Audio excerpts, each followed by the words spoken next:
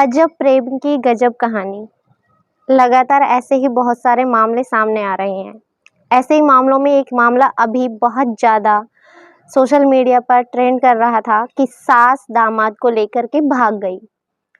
रिश्तों की अनबन ऐसी बढ़ गई है कि समझ नहीं आ रहा कि कौन सा रिश्ता कहाँ जा रहा है। रिश्तों के अंदर मान मर्यादा, सम्मान, नाम कुछ बचा ही नहीं है। अभी ये घटना थमी ही नहीं थी, उससे पहले दूसरी घटना यूपी के ही बदायूं से सामने आ रही है कि बेटी की जो माँ होती है वो अपनी बेटी के ससुर के साथ ही भाग जाती है, यानी समधी समधन के साथ भाग जाती है। अब नया मामला सामने आ रहा है कि समधी समधन की अजब कहानी। आखिर क्या है ये पूरा मामला? नमस्कार, आदाब, सत श्री अकाल। मैं ज्योति गौड़ और आज की सच्ची घटना है यूपी के बदायूं की। बता दें कि अभी लगातार जो घटनाएं चल रही हैं उन घटनाओं में सिलसिला थमने का नाम नहीं ले रहा था। किसी में पत्नी ने पति को मार दिया, मार करके ड्रम में डाल दिया। साथ ही साथ कभी कोई पत्नी मार करके अपने पति को सांप से कटवा देती है। साथ ही कोई पत्नी अपने पति का सुपारी दे करके कत्ल करवा देती है। इसी के साथ एक घटना सामने आई थी कि सास होती है वो अपने होने वाले दामाद को लेकर के भाग जाती है। अभी ये घटना चल ही रही थी, अलीगढ़ का ये मामला अभी चल ही रहा था। लोगों के बीच ये चर्चा का विषय बना ही हुआ था कि मर्यादाएं लोग लांघ चुके हैं। लेकिन उससे पहले ही एक बड़ी खबर सामने आ गई कि जो एक समधन थी वो अपनी ही बेटी के ससुर के साथ फरार हो गई। मामला क्या है बताते हैं। एक व्यक्ति हैं, वो बताते हैं, वो एक शिकायत लिखते हैं। शिकायत थाने में दर्ज कराई जाती है, लिखित शिकायत कि जो मेरी पत्नी है उनका नाम है ममता। मेरी शादी 2002 में हुई थी। मैं ट्रक ड्राइवर हूँ। मेरे 4 बच्चे हैं, 2 बेटियां हैं और 2 बेटे हैं। उनमें से जो एक बड़ी बेटी है उसकी शादी 2022 में मैंने कर दी थी। मेरी बेटी की शादी के बाद जब मेरे जो समधी थे उनका संपर्क मेरी पत्नी से होता है, यानी ममता से। समधी का नाम होता है शैलेंद्र। अब जो शैलेंद्र हैं और मेरी पत्नी ममता है वो दोनों आपस में फ़ोन पे बातचीत करने लगते हैं। अब माना कि जैसे कि रिश्तेदारी है तो रिश्तेदारी के साथ साथ उनका आना जाना भी लगा रहता है। वो घर पर भी आते जाते हैं। वो बताते हैं कि मैं एक ट्रक ड्राइवर हूँ और लॉन्ग ड्राइव पर कार्य करता हूँ। मैं लंबे लंबे रूट पर निकलता रहता हूँ। मैं महीने में एक आध बार ही घर आता हूँ। मेरी मैडम जितने भी पैसे मुझसे मांगती हैं मैं उन्हें वो पैसे भिजवा देता हूँ। वो बताते हैं कि एक ट्रक ड्राइवर की आमदनी लगभग 40,000 रुपये महीना होती है और मैं उन्हें जैसे जैसे वो पैसे मांगती हैं मैं उन्हें पैसे दे देता हूँ। मैं कोई सवाल जवाब भी नहीं करता। वो बताते हैं कि मेरे बेटे का एक दिन फ़ोन आता है। फ़ोन पर मेरा बेटा रोते हुए कहता है कि पापा, मम्मी के पास में जो शैलेंद्र हैं, दीदी के ससुर, वो डेली मिलने आते हैं। मम्मी हमें अलग कमरे में बंद कर देती है और उनके साथ रात भर रहती है और वो सुबह जल्दी होते ही निकल जाते हैं। वो तकरीबन रात के 12 बजे के समथिंग आते हैं और सुबह जल्दी निकल जाते हैं। वो बताते हैं कि मैं मामले को समझने की कोशिश करता, मैंने अपनी पत्नी से बातचीत करने की कोशिश की, लेकिन मेरी पत्नी ने ये बात नहीं मानी। उसी के साथ बताया जाता है कि जो उसकी बेटी का पति है वो अपनी पत्नी को मारता है, पीटता है। वो कहता है कि अगर मेरी माँ ही सुखी नहीं है, मेरी माँ को मेरे पापा तुम्हारी माँ की वजह से परेशान करते हैं तो मैं तुम्हें भी सुखी नहीं रहने दूंगा। इन्हीं चक्करों की वजह से जो लड़के की माँ होती है वो अलग घर में रहने लग जाती है, अलग किराए का मकान ले लेती है। लेकिन ये लोग तब भी नहीं सुधरते। जो ससुर होते हैं वो शादीशुदा हैं, उनके घर परिवार है, लेकिन वो अपनी पत्नी को समय नहीं देते, पत्नी को नहीं देखते। पत्नी घर छोड़ करके अलग किराए के मकान में रहने लग जाती है। लेकिन मामला यहीं नहीं थमता। अब जो समधी होते हैं वो रोज़ाना रात में गाड़ी से अपनी समधन के घर मिलने जाते हैं। जैसा कि बताया मैंने कि जो उनके समधन के पति हैं, यानी बेटी के जो पिता हैं, वो ट्रक ड्राइवर हैं और वो अक्सर बाहर रहा करते थे। समधी वहाँ से मिलने जाते हैं, अड़ोसी पड़ोसी देखा करते थे। देखने के बाद वो टोका टाकी करते थे, लेकिन उन्हें किसी से मतलब नहीं था।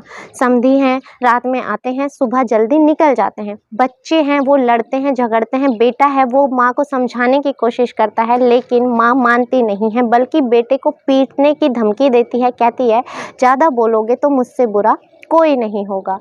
मामला ऐसे ही चलता रहता है। एक दिन जो पति होते हैं वो घर पर आते हैं और उन्हें पता चलता है, जब उन्हें पता चलता है कि उनके समझाने से, यानी उनका जो दामाद होता है उन्हें शिकायत करता है कि तुम्हारी वजह से मेरी माँ की गृहस्थी उजड़ रही है। अगर मेरी माँ की गृहस्थी उजड़ रही है तो मैं सुखी तुम्हारी बेटी को भी नहीं रहने दूंगा।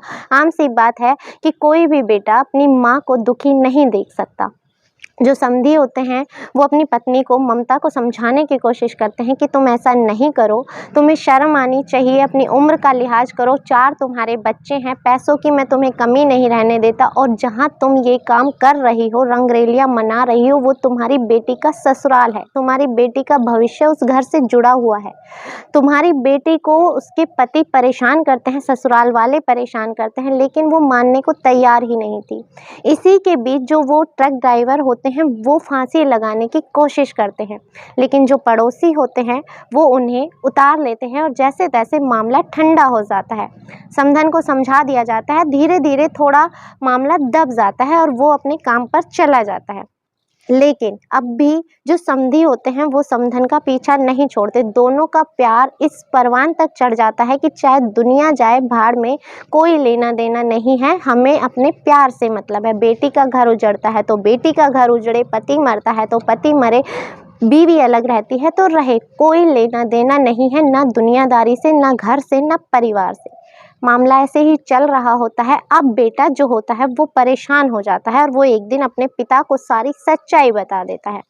पिता को सच्चाई बताने के बाद जब पिता हैं वो बोलते हैं कि ठीक है, मैं 2 दिन में घर वापस आ रहा हूँ। वो अपनी पत्नी को भी ये चीज़ें बता देते हैं। अब जो पत्नी होती है वो सोचती है कि अगर मेरा पति घर आएगा तो मामला बिगड़ेगा, घर में लड़ाई झगड़ा होगा, तो वो अपने समधी को फ़ोन करती है। समधी रात को तकरीबन 12 बजे गाड़ी करके लाते हैं और अपने साथ में अपनी समधन को लेकर के चले जाते हैं। समधन जाते वक्त, जैसा कि उनके पति ने बताया कि जो उनकी पत्नी ममता है वो जाते वक्त अपने साथ नकदी और घर में जितना जेवरात होता है वो लेकर के भी चली जाती है। दोनों फरार हो जाते हैं। जब उनके पति वापस आते हैं तो मामले की जांच पड़ताल की जाती है। जांच पड़ताल में पता चलता है कि जो गाड़ी करके लाया था वो उन्हीं के गाँव के दूर का एक ड्राइवर था। वो बताता है कि हाँ, मुझे 700 रुपये देकर के गाड़ी की गई थी, मुझे लेकर के आया गया था, मैं ही रात को उन दोनों को ले जा कर के छोड़ कर के आया हूँ। अब जो पति है वो परेशान हो जाता है, जा कर के थाने में रिपोर्ट दर्ज कराता है। रिपोर्ट दर्ज कराने के बाद वो कहता है कि मैं आपसे विनती करता हूँ कि मेरी पत्नी को ढूंढ करके ला दो ताकि मेरी बेटी का घर बचा रह सके, और वो नकदी और जेवरात भी लेकर के गई है। जब ये मामला सामने आता है तो सब लोग दंग रह जाते हैं कि आखिर इस समाज को हो क्या गया है। समाज की घटनाएं तो थमने का नाम ही नहीं ले रही। यहाँ तक कि जो एक आदर्श समाज, हम जिस समाज में रहते हैं, ऐसे आदर्श समाज में ऐसे रिश्तों की कल्पना मात्र से ही सिहरन उठने लगती है, लेकिन लोगों ने लाज शर्म कहते हैं खूंटी पर टांग दी है।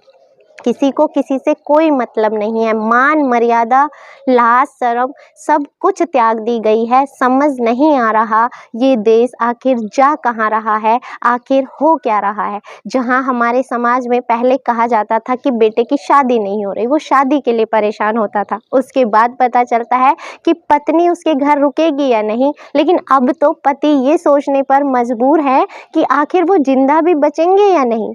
अब तो ये सब छोड़ो, अब तो एक अलग ही मामला तूल पकड़ने लगा है कि कोई किसी के साथ भी भाग जा रहा है, जिसमें ना उम्र देखी जा रही है, ना रंग देखा जा रहा है, ना रिश्ते देखे जा रहे हैं, ना मान देखा जा रहा है, ना मर्यादाएं देखी जा रही हैं। पहले कहा जाता था उम्र की कोई सीमा नहीं होती, लेकिन शायद उम्र की कोई रिश्ता या लिहाज तो होता था, मगर आज तो वो भी नहीं है। इस घटनाक्रम को सुनाने का उद्देश्य आपको दुखी करना, परेशान करना या आपको किसी भी तरह से आपकी भावनाओं को ठेस पहुंचाना नहीं है, बल्कि आपको सजग करना है, जागरूक करना है। मिलते हैं अगली किसी सच्ची घटना के साथ, तब तक के लिए इजाज़त चाहूँगी। जय हिंद, जय भारत।